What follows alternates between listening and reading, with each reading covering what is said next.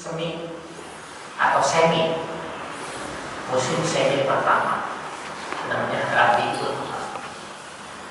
Di dulu penamaan bulan itu praktis saja, ya, disesuaikan dengan kejadian keadaan pada saat itu. Ya, ini mengkonversi dari warisan bangsa Babilonia di lembah Mesopotamia, itu di kaki Gunung Ararat, cikal bakal komunitas manusia pertama yang memperhatikan peredaran benda langit.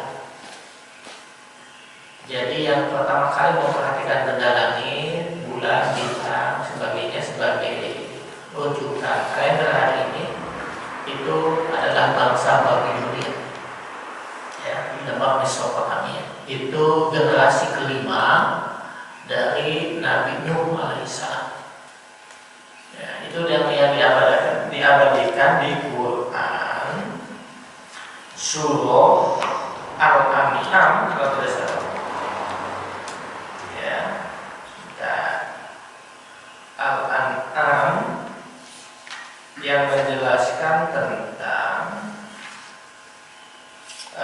Nabi Ibrahim alaihissalam mencari Tuhan. Yang pertama kali disebut Tuhan oleh Ibrahim alaihissalam adalah matahari. Al-An'am kalau salah ya, ayat berapa itu? Yang berkaitan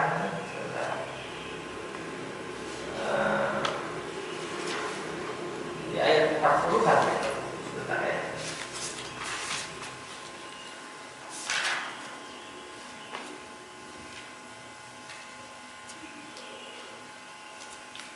Barangkali ada yang ingat?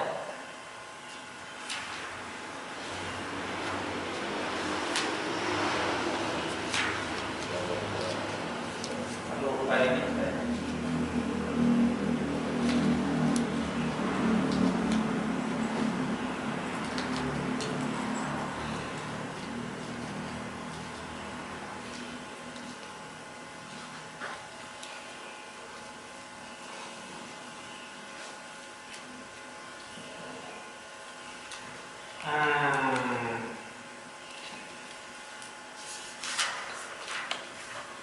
Ada yang ingat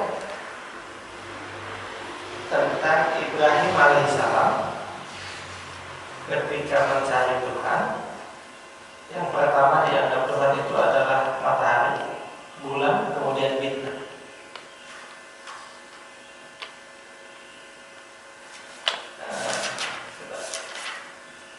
Bukan Al-An'am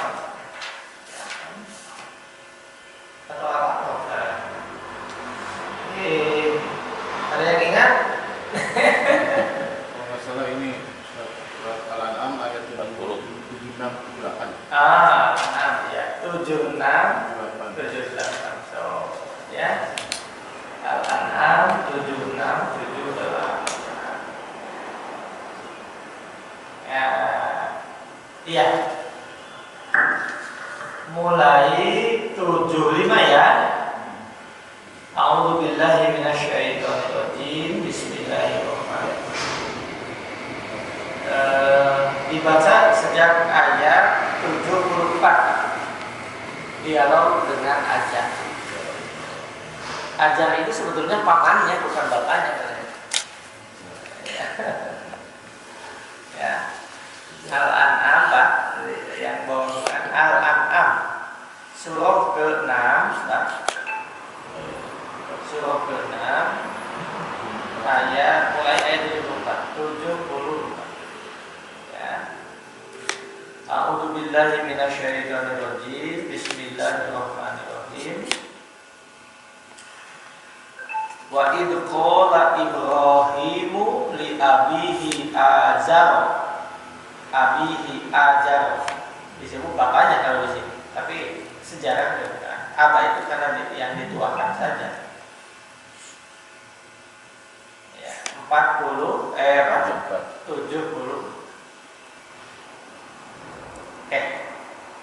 A'udzu billahi minasyaitonir rajim. Bismillahirrahmanirrahim. Idqala Ibrahim li abihi Azar attakhidu asnama alihah ini aroka wa qaumaka fi dhalalin mubin. Ibrahim berkata kepada ayahnya Azar, attakhidu asnama. Akhoda itu awalnya itu mengambil, akhoda itu mengambil, menjadikan. Asnaman orang tua kita nyebutnya pateko. Istilah orang tua itu namanya pateko. Jadi patung-patung begitu. Alihah dijadikan Tuhan. Ila alihah. Ini sesungguhnya aku, kata Ibrahim, aroka melihat engkau wahai ayah, wa qaumaka dan kaummu fi dhalalin mubin pada kesesatan yang nyata. Wa kadzalika nuri ketika Ibrahim melihat malakutas samawati. Malakut itu dari kata mulkut, kerajaan, kekuasaan. Samawati wal ardh yang terdapat di langit dan di bumi. Waliyakuna minal mukinin, agar dia termasuk orang-orang yang yakin, mukinin yang yakin. Palamma jannah, bukan jin baik. Jannah itu artinya tersembunyi. Memang jin itu gak kelihatan kecuali berbenci amplas tetangga kita. Maka nanti bayi yang dalam kandungan yang kelihatan disebut janin. Maka ada orang gila disebut juga majnun. Artinya akalnya tersembunyi. Ya, jadi kenapa disebut jin? Dia tersembunyi, tidak kelihatan. Falamma jana alaihi lail, manakala malam telah menjadi gelap. Ro'a kaukaban, dia melihat sebuah bintang. Qala hadani rabbi, dia menganggap ini Tuhanku. Itu ini yang saya sebut bangsa pertama di dunia yang memperhatikan peredaran benda langit itu bangsa Babilonia. Dan Nabi Ibrahim alaihissalam itu dipastikan berasal dari bangsa Babilon sebelum hijrah ke Mesir, Pak. Ya.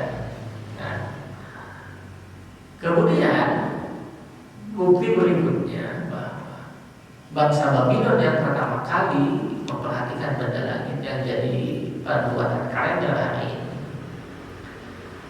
penetapan waktu mulai jam 00 itu adalah Raja Namrud. Itu dari Babilon. Itu adalah Namrud itu yang nanti menjadi kompetitor Nabi Ibrahim alaihissalam. Nah, dari Namrud ini generasi kelima dari Nabi Nuh alaihissalam, menurut catatan sejarah. Dia ahli fisika, ahli geofisika, dia ahli matematik, Namrud ini. Ya. Dan ia pun yang menetapkan pergantian waktu, pergantian tanggal dalam peredaran matahari itu jam 00. Itu yang menetapkan Raja Namrud. Maka nanti kita mengenal dua kalender, dua pendekatan benda langit, yaitu Qamariyah dan Syamsiyah. Qamariyah itu pergantian tanggalnya waktu maghrib. Jadi kemarin asar, maghrib itu masih asar jam tanggal 11 Rabiul Awal. Begitu maghrib memasuki tanggal 12. Nah, sedangkan samsiah pergantian tanggal jam 00. Maka perbedaan samsiah dengan qamariyah itu 6 jam per hari. Per 20 tahun bedanya 20 sampai 30 bedanya 1 tahun. Itu yang diabadikan di Quran surah Al-Kahfi ayat 25. Ya, itu. Jadi kita perlu tahu perbedaan itu dan terakumulasi di per 20 tahun, 30 tahun itu bedanya 1 tahun. Jadi kalau kita ingin menghitung umur kita, kalau lewat samsiah masih muda kita. Jadi kalau pakai qamariyah cepat kolot. Apa buktinya? Nah ini lihat Al-Kahfi ayat 25 Pak. Surah ke-17 ayat 18 ya. Surah ke-18 surah Al-Kahfi ayat 25. Walau bisul per 2 tahun. Walau bisul. Yang tadi dicatat ya, seterusnya Al-An'am 7:4 sampai 7:8 ya. Itu tentang bangsa dunia. Baik, lihat di 25 surah Al-Kahfi. A'udzu billahi minasyaitonir rajim. Bismillahirrahmanirrahim. Walabithu fi kahfihim thalathina mi'ah. Walabithu fi kahfihim thalatha mi'atin sinina wazdadu tis'a. Berapa lama mereka tinggal di dalam gua itu? Labithu isbat, berarti menetap gitu Bapak. Kalau kita ingin mengatakan isbat pengadilan itu isbat itu artinya penetapan. Walau itu fi kahfihim, mereka tinggal di dalam gua itu ya berapa lama? Salati mi'ah sinin, itu 300 tahun. 300 sinin tahun, 300 tahun. Mereka tidur dalam gua itu 300 tahun. Wajdadu tis'a, kemudian ditambah 9 tahun. Dari mana 9 tahun itu? Nah, kalau pendekatan samsiah, mereka tinggal di dalam gua itu 300 tahun. Kalau menurut samsiah itu adalah 309 tahun. Qamariyah. Jadi kalau menghitung perbedaan, menghitung waktu berdasarkan samsiah, berapa lama? 300 tahun. Kalau pakai perhitungan qamariyah ditambah 9 tahun. Jadi mereka tinggal menetap di dalam gua itu 309 tahun.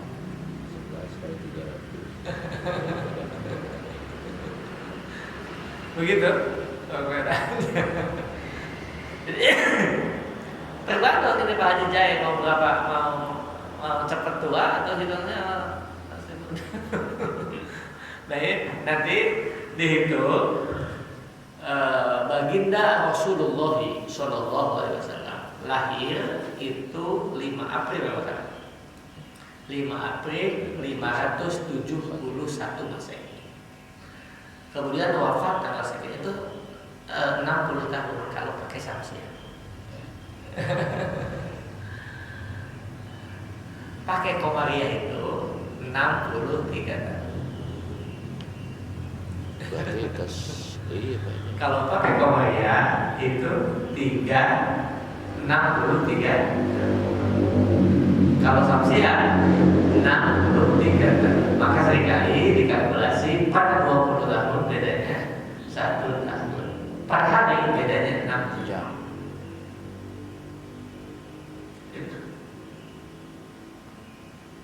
Makanya kita pun kenapa 6 jam ini ternyata kalau kita makan dengan tidur itu yang ideal itu 6 jam, 4 jam sebelum tidur makan. Ulama begitu makan, kalau ya betul.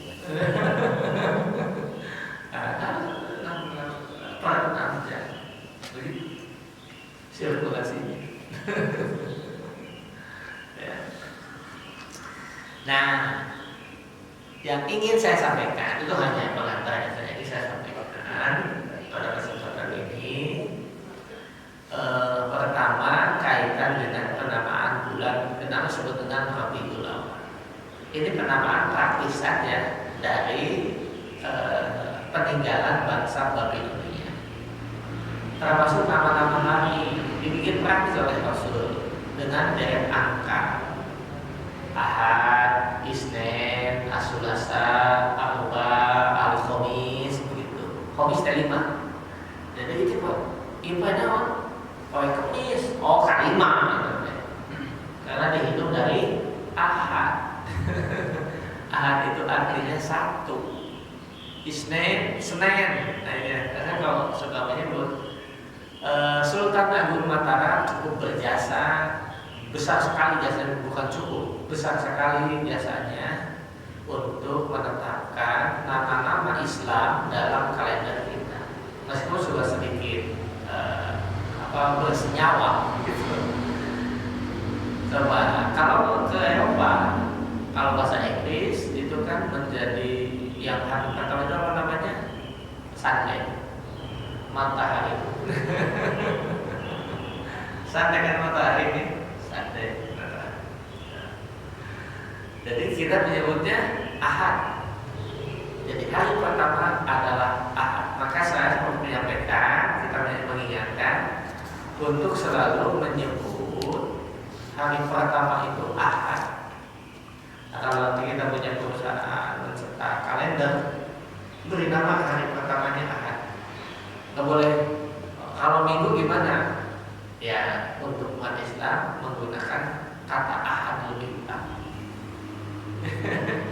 Ini menunjukkan bahwa Ahad itu Allah itu yang pertama itu Ahad Zat. Kalau Minggu itu kalau tidak salah itu dari bangsa Portugis, Pak. Domingos. Ya. Domingos. Itu hari Tuhan. Nah, Rabiul Awal adalah bulan dilahirkannya Nabi Sallallahu Alaihi Wasallam. Nah, maka hari ini bertepatan dengan tanggal 12 Rabiul Awal. Ya, poin inginnya saya sampaikan, apa kewajiban kita terhadap Rasulullah Sallallahu Alaihi Wasallam. Itu menjadi temanya, kewajiban kita terhadap Rasulullah Sallallahu Alaihi Wasallam. Kita mencatatkan, kita merumuskan, merujuk Al-Quran dan As-Sunnah, maka sedikitnya kita mencatat ada 5 kewajiban terhadap Rasulullah Sallallahu Alaihi Wasallam. Yang pertama adalah mengimaninya. Yang pertama adalah mengimani. Quran surah At-Taghabun surah ke-64 ayat 8 menegaskan itu kepada kita. At-Taghabun, ya, surah At-Taghabun.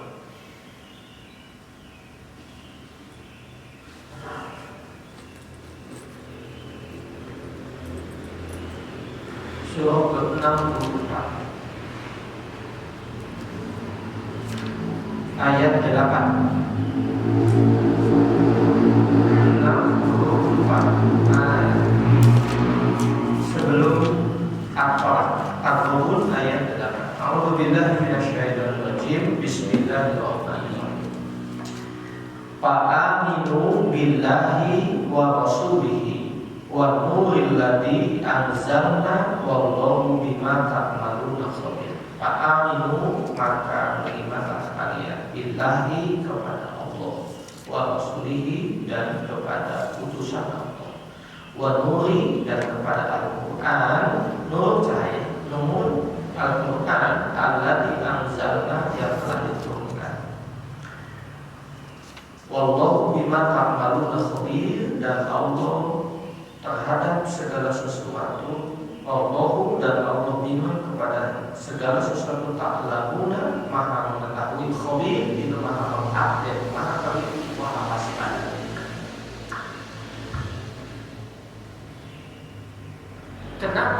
kita wajib mengimani Rasulullah SAW, karena nama Nabi Muhammad tidak bisa dilepaskan dalam kehidupan kita. Ketika kita berbicara tentang akidah, tentang tauhid sebagai konstruksi dasar keimanan kita, maka kita menegaskan itu dengan dua kalimat syahadat.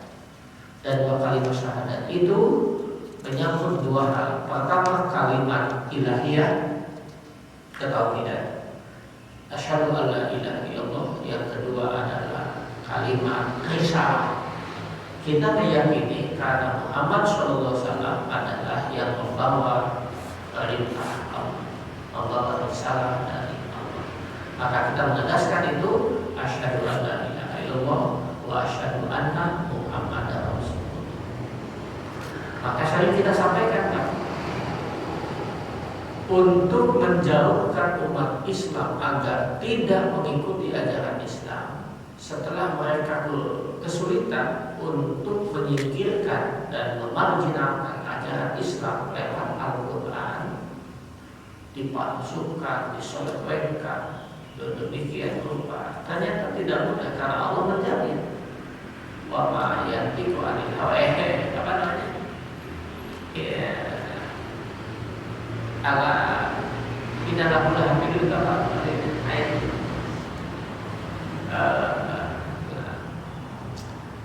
inna nahnu nazzalna dzikra wa inna lahu lahafidun. Ini surat apa itu kan? Faisal itu. Jadi Allah yang menurunkan Al-Quran, Allah yang akan memproteksi kebenaran Al-Quran. Jadi dirusak dari sisi maknanya tidak bisa, karena Quran dihafal banyak orang. Dari sisi semantiknya, dari sisi ininya tidak ada celah, karena Quran pun memberikan tanda patuh di surah ini. Kalau kalian memang meragukan tentang Al-Quran, silakan kau datangkan yang semisal dengan Al-Quran. Silakan bikin kompetitornya yang sehebat Al-Quran dan berbagai sisi, apalagi sisi kebahasaan, sistematika, alur, semuanya Allah yang menciptakan yang maha hebat. Tentu saja kita kesulitan. Maka langkah yang kedua, karena lewat ini mendapatkan kesulitan dihafal oleh setiap orang. Yang kedua adalah dengan memarginalkan, dengan mendegradasikan Nabi Muhammad SAW. Dibikin kartun seperti ini, dibikin narasi seperti ini, dibikin sedemikian untuk apa? Agar Nabi Muhammad SAW tidak lagi bersemayam dalam hati setiap muslim. Oleh karena itu, kita akan menjelaskan bahwa kita kaum muslimin tidak bisa melepaskan diri dari nama Muhammad SAW. Ketika kita sholat, maka di dalam sholat ada ikrar dua kali.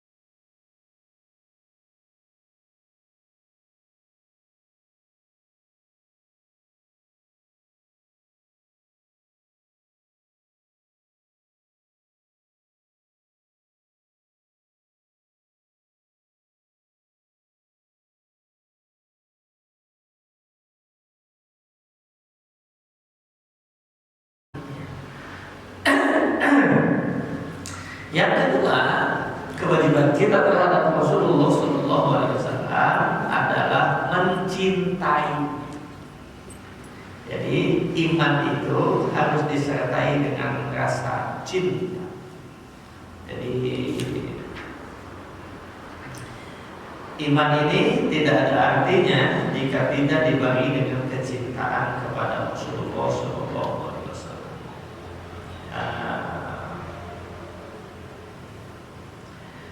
Allah memberitahukan kepada kita lebih mencintai selain Allah, lebih mencintai selain Rasulullah, lebih mencintai selain jihad di jalan Allah. Ini bisa mendatangkan musibah dan bencana kepada kita. Rasulullah bersabda, tidak beriman salah seorang di antara kalian sehingga aku lebih dicintai daripada bapa, anaknya dan seluruh manusia. Begitu Imam Bukhari yang kita kutip menjelaskan tentang pentingnya kita mencintai Rasulullah SAW. Jadi Rasul menjelaskan, tidak termasuk orang yang beriman di antara kita sehingga aku Rasulullah lebih dicintai daripada bapaknya, anaknya dan seluruh umat manusia. Persoalannya, bagaimana cara kita mencintai Rasulullah dan menumbuhkan kecintaan itu? Itu yang seringkali kita merasa kebingungan caranya. Ya.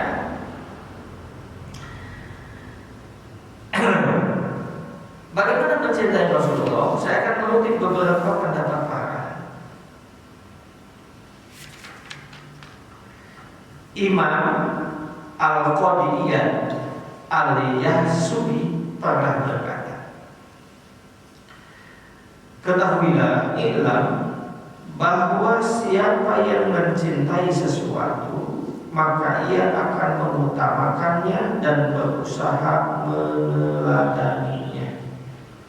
Apa bukti cinta kita kepada Rasul? Meneladani sunnahnya. Apa sunnah itu? Sunnah artinya toriko. Apa toriko? Jalan yang ditempuh oleh Rasul. Maka pintu masuknya untuk masuk wilayah ini, setiap kita sudah saatnya membaca sirah nabawiyah. Sirah dan sirah,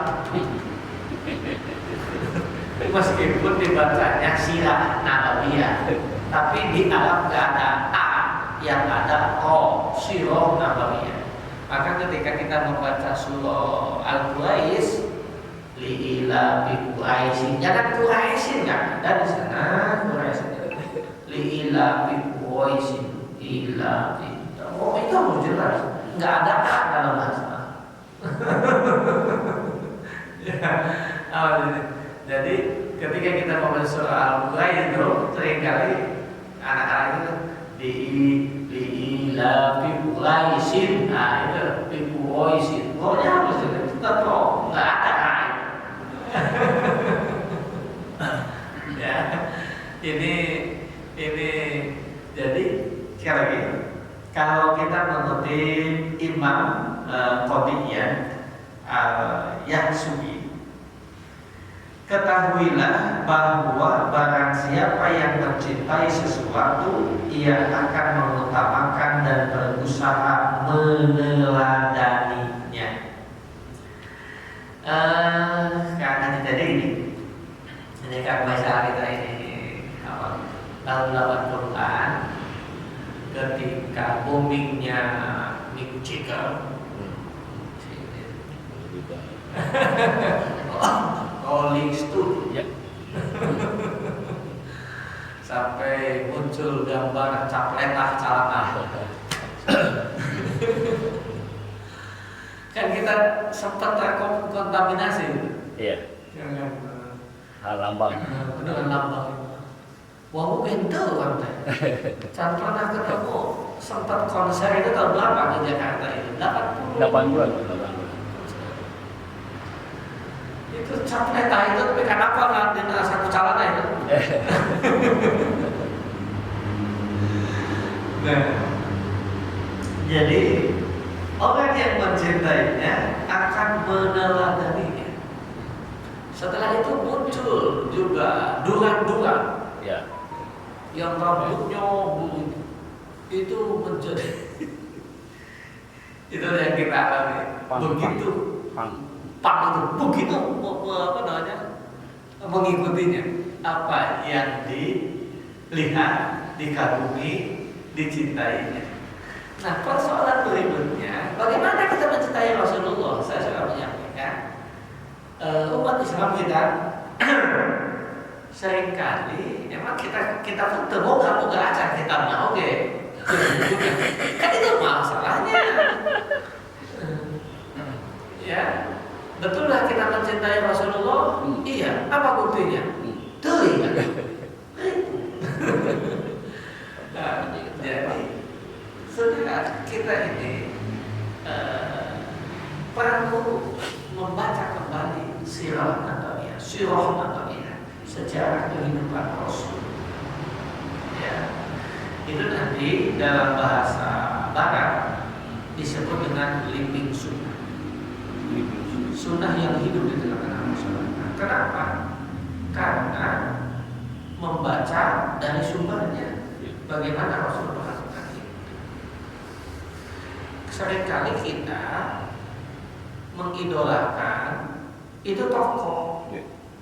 Oh ini syarah Islami, ini ustaz, ini kiai, nggak apa-apa. Tiba-tiba dia ngaco, tegalai gini. Karena emang manusia punya keterbatasan, Pak. Saya kemarin orang yang kecewa dengan tokoh yang diidolakannya tiba-tiba berbanding terbalik dengan mimpinya, berbanding terbalik dengan realitasnya.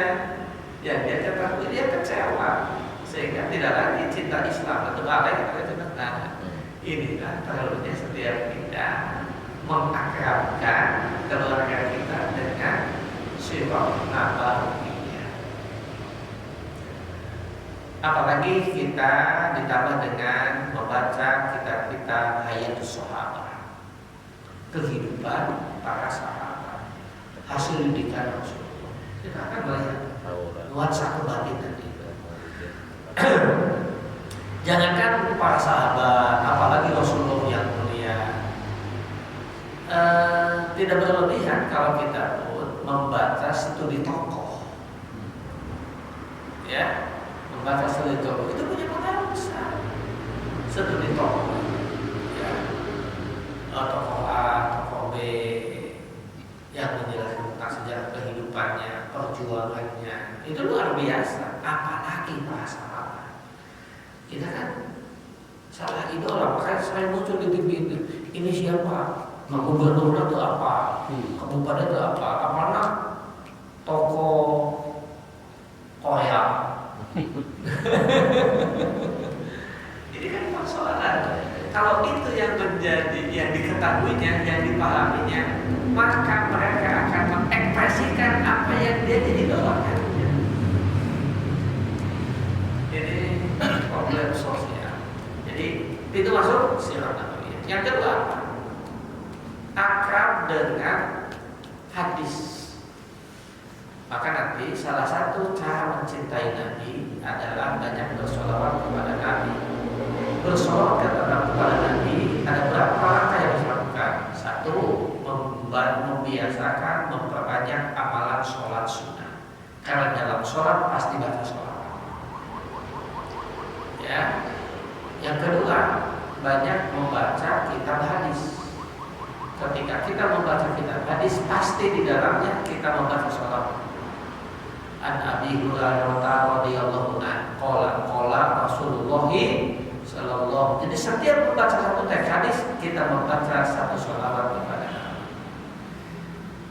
Nah, nanti kita buka kitab, salah satu kitab yang mengumpulkan hadis-hadis tentang sholawat, begitu. Imam An-Nawawi salah satunya dalam Riyadhus Shalihin itu menulis tentang keutamaan sholawat. Imam Bukhari meriwayatkan Kalau itu- siapa yang membaca sholawat. Kalau Ibnu Hasim itu apa itu? Apa? Ibnu Hasim. Periwayat hadis. Oh, benar. 12. Barang siapa yang membaca satu sholawat kepada aku satu kali, maka Allah akan memberikan rahmat kepadanya 10 kali. Itu An-Nisa ayat 7, ada ayat 86. Wa idza itu bitahiyatin fahayyu ahsana minha aw rudduha.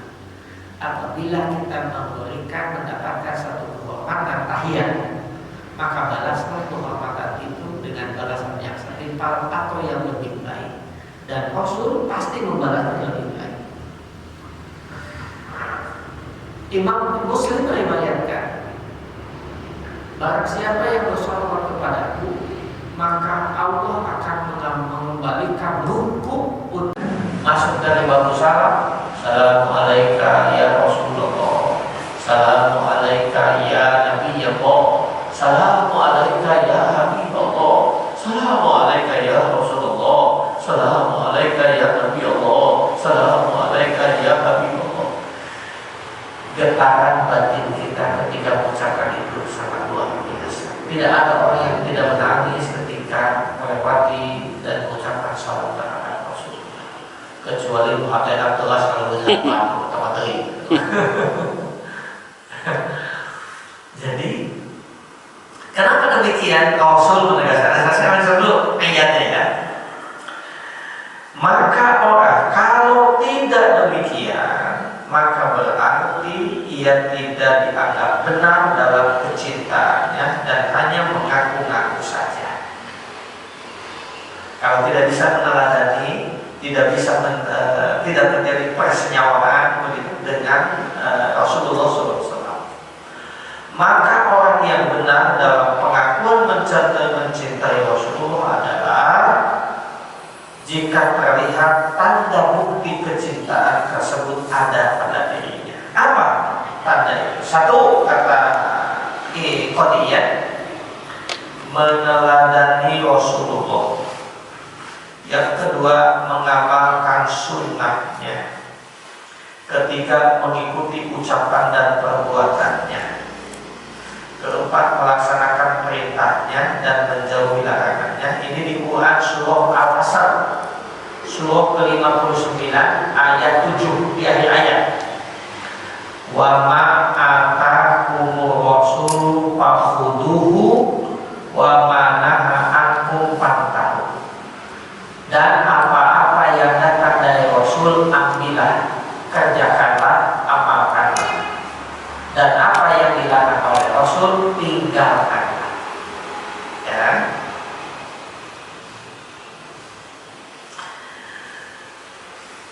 Yang kedua, cara mencintai Rasulullah berikutnya menjauhi dosa dan maksiat. Banyak membaca sholawat kepada Nabi, membaca sirah nabawiyah, menghidupkan sunnah Rasulullah, dan senantiasa duduk berkumpul dengan orang-orang yang cinta Rasul. Ini ikhtiar kita mencintai Rasul. Ya, sampai-sampai Rasul mengatakan, bukan sampai-sampai, dan Rasul menegaskan pentingnya mencintai Rasulullah sebagai bentuk kewajiban kedua. Rasul menjelaskan, al-mar'u ma'a man ahabba. Seseorang akan dikumpulkan bersama orang yang dicintainya. Begitu Imam Bukhari menjelaskan. Kalau kita cinta dengan Rasulullah, maka kita akan dikumpulkan bersama Rasulullah. Kalau kita cinta dengan kemaksiatan, dikumpulkan dengan orang-orang yang cinta kemaksiatan. Di mana tempatnya? Ya, kita tahu kita di mana.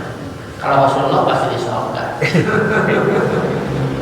Kalau yang namanya maksiat, itu tempatnya juga dikasihkan.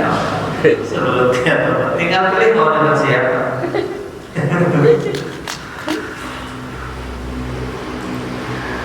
Imam At-Tirmidzi, Imam At-Tabrani dan yang lain mengatakan begini, narasi berikutnya. Rasul mengatakan, barang siapa yang menghidupkan sunnahku, maka ia telah mencintaiku, dan barang siapa yang telah mencintaiku, maka ia akan bersamaku di surga. Itu dia.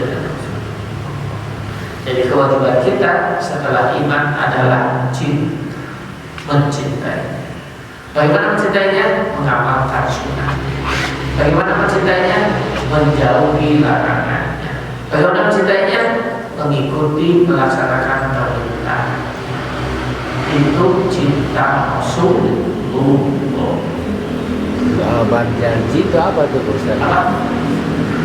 Kitab Al-Barjanji. Nah, Al-Barjanji itu kitab yang mengekspresikan salah satunya berisi sirah nabawiyah juga. Jadi kecintaan kepada Rasul membangkitkan semangat juang pada masa Sultan Al-Ayyubi.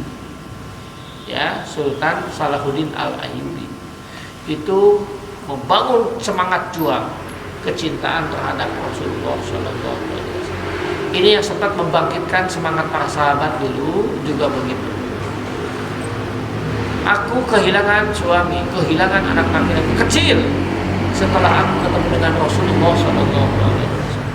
Begitu Rasulullah menginspirasi dan memotivasi juga sekaligus menjadi energi bagi perjuangan kaum muslimin, kecintaan terhadap Nabi Sallallahu Alaihi Wasallam. Kenapa? Mereka yakin Nabi akan memberikan syafaat kepadanya. Ketika Rasul bertanya, apa yang kau telah lakukan untuk Islam? Dari Quran aja. Ya Rasulullah. Ini jadi kitab Al-Barjanji itu salah satunya untuk menumbuhkan kecintaan kepada Nabi SAW. Kan dalamnya berisi tentang bersolawat kepada Nabi SAW. Soalnya kabubur di kampung-kampung udah itu teh ya pesan kayaknya gitu. Nah, ini ada sebuah disertasi yang cukup bagus ditulis oleh dosen UPI orang Balubur Limbangan, dan saya dikasih karena sempat diminta data pengaruh Al-Barjanji terhadap kejiwaan anak didik. Jadi itu punya pengaruh besar, nyanyian, nadoma, bersenandung lewat syair-syair di dalam Al-Barjanji itu punya pengaruh besar terhadap kesolehan anak. Jadi kalau ayana bahan dalam tempat tuh ngomong aja kali nanti. Ya, itu ditemukan datanya itu dari sekian sampelnya di berbagai tempat terhadap anak-anak yang terbiasa bersolawat, biasa mengumandangkan marhaban, menyambut maulid Nabi setiap waktu kelahiran anak, menyambut ini dengan marhaban. Dia temukan punya pengaruh yang sangat signifikan. Pada nyanyian itu senandung-senandung itu punya pengaruh. Dan kita merasakan itu apa itu? Tahun 80-an nyanyi kita cuma sederhana. Anak curi kewan. Beda dengan sekarang. Jadi ternyata nyanyi itu punya energi agresivitas. Agresivitasnya beda. Nyanyian itu. Nah, ketika Al-Barjanji itu digemakan, siapa yang tidak menangis kalau apa itu kan bersolawat itu. Jadi kalau kita lihat ulama-ulama para sepuh ajengan-ajengan ketika membacakan sholawat mereka sampai meneteskan air mata saking rindunya terhadap Rasul itu kalau bukan hati. Jadi kita perlu lihat ibu siapa namanya. Disertasi siapa? Disertasi siapa? Nanti saya baca lagi, tapi ada Iya. ada yang begini. Itu tentang keutamaan pengaruh berjanji terhadap jiwa, mental, kesolehan anak. Dilakukan di berbagai tempat. Signifikan pengaruhnya. Ya. Karena hari ini anak-anak, tapi menurut saya sudah cukup lumayan dengan media ini anak-anak bisa bersholawat atau berbagai versi, sholawat Jibril, sholawat Sipa dengan anak itu. Senang juga anak-anak juga ngomong pujian pada seluruh makhluk pada adat di dalam Nabi manusia. Ya, pengaruhnya sangat besar. Ya. Ben penyebar itu namanya kedua ta Pariribon, yang disebut Pariribon itu kan ada pas. Pariribon itu mah pegangan. Dulu orang Sunda ada yang disebut dengan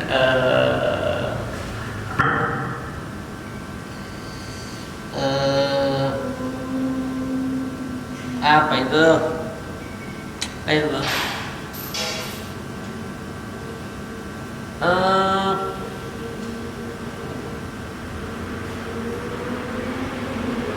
Fikih praktis dalam bahasa Sunda itu namanya kalau Pariribon sebetulnya pegangan sumber Pariribon kitab suci begitu, itu namanya Pariribon. Nah, teh hampir dulu setiap rumah itu di kampung punya buku itu namanya Sedang ngahitung. iya betul. Iya Pariribon maksudnya dengan Pariribon itu kita bujukan gerakan pedoman gitu kan. Itu berjanji kan itu sami kan? Sana. Oh sana. Berjanji mungkin kan kalau ada berjanji ada riba. Ada itu berbagai versi ya. Tapi isinya sama. Ada sebagian riwayat kelahiran Nabi. Iya. Kejadian kayak gitu. itu soal apa namanya mendedahkannya itu ada beberapa versi. Karena itu dulu ditulis oleh para ahli sastra, dan itu ditulis oleh para ahli sastra yang membuat bait-bait syair itu. Ya, itu soal baca. Mudah-mudahan pekan depan saya buka lagi disertasi itu yang menjelaskan tentang pengaruh signifikan terhadap sholawat Nabi Sallallahu, bersholawat atas Nabi Sallallahu terhadap pembentukan karakter dan akhlak anak kita. Jadi tidak berlebihan, ternyata saya lagi nyanyian itu punya energi yang sangat luar biasa terhadap kejiwaan sendiri. Jadi kalau ada gerakan sholawat atas Nabi membuat masyarakat mencintai Nabi. Tapi banyak apa? Kalau kita mencintai Nabi sudah kita ketahui, maka Allah akan mencintai kita. Kalau Allah sudah mencintai kita, 4 poin sudah di tangan. Hati jiwa kita dikukuhkan dalam kebenaran. Akhir hidup kita husnul khotimah. Dosa-dosa kita diampuni oleh Allah seluruhnya. Dan yang keempat, kita akan dikumpulkan di surga Allah dengan keluarga besar kita. Begitu Al-Quran kasih tahu kepada kita. Pentingnya kita mencintai Rasulullah Sallallahu Alaihi Wasallam. 2 poin aja dulu lah. Oh, ya. Jadi saya tertarik ke itu yang tadi itu Rasulullah itu kan. Saya pernah di bela diri karate. Itu kalau kita mau mulai itu selalu sujud Pak dulu. Mulai kepribadian itu satu ya. Itu kan contoh Rasulullah kan gitu.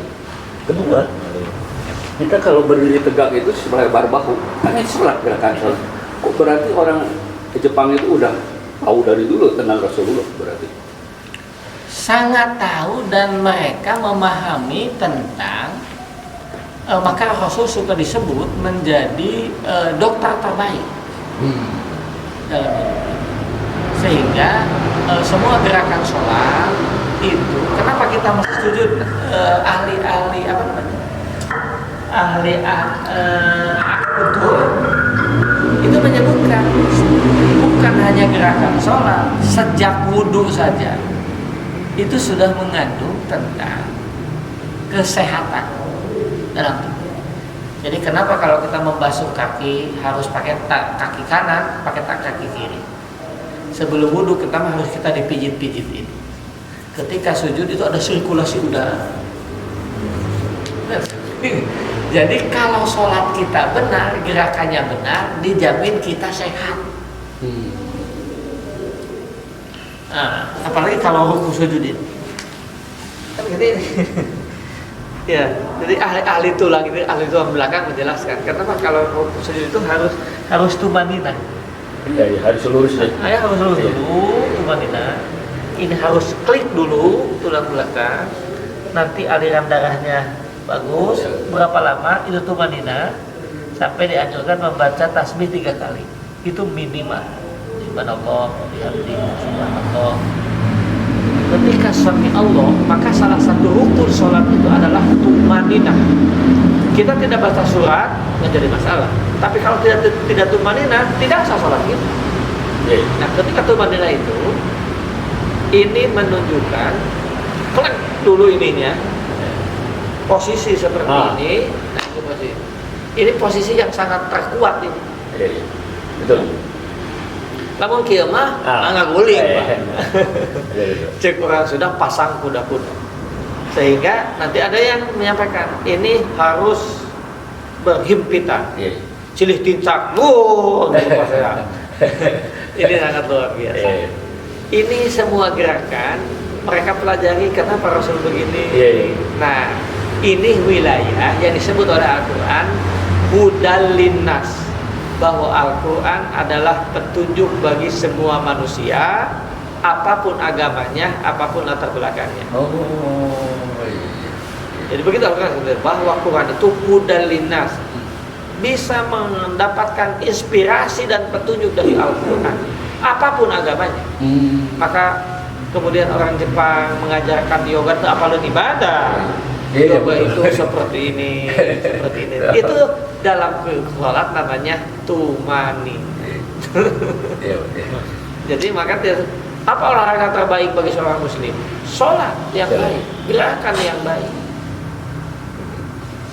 Jadi kalau sekarang ada kursus gerakan sholat yang bagus, silakan saja teruskan. Karena itu punya pendapat terhadap kesehatan kita. Kenapa ketika sujud ini harus diginikan? Nah, belakangan kita ketahui kalau kita ruku, kita sujud, ini harus posisi. Ternyata kita ini perlu peregangan. Iya. Jadi sholat yang baik, kamu sehat. Nah, yang dipersoalan, ulana sampai ada usul sholat.